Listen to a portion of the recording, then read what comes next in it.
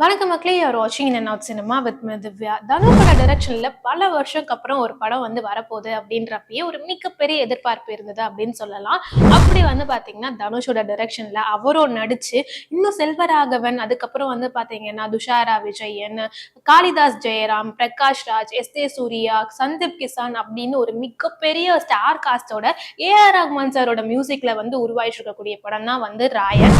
இந்த படம் பாத்தீங்கன்னா ஜூன் 13 ரிலீஸ் பண்ண போறதா அனௌன்ஸ் பண்ணிருக்காங்க.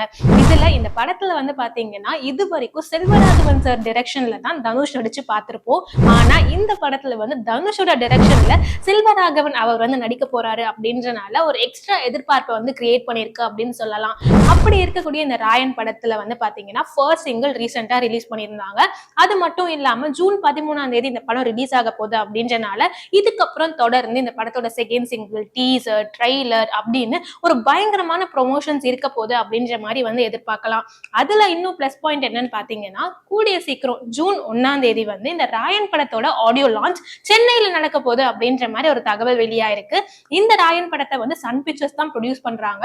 சோ கண்டிப்பா பாத்தீங்கன்னா அவங்களோட படம் அப்படின்னாலே ஒரு வேற லெவல் ப்ரொமோஷன் இருக்கும் அப்படின்றது நம்ம எல்லாருக்குமே தெரியும். இந்த ராயன் படத்துக்கும் பாத்தீங்கன்னா வேற லெவல்ல ஒரு ப்ரொமோஷன் இருக்க போகுது அப்படின்ற மாதிரி மிகப்பெரிய எதிர்பார்ப்புகள் இருக்கு. நீங்க இந்த ராயன் படத்துல என்ன மாதிரி விஷயங்கள்லாம் எதிர்பார்க்கறீங்க அப்படின்றதெல்லாம் கமெண்ட் பாக்ஸ்ல ஷேர் பண்ணுங்க. இந்த மாதிரி ரெகுலரான சினிமா அப்டேட்ஸ்க்கு மறக்காம இன் அண்ட் அவுட் சினிமாவை சப்ஸ்கிரைப் பண்ணுங்க.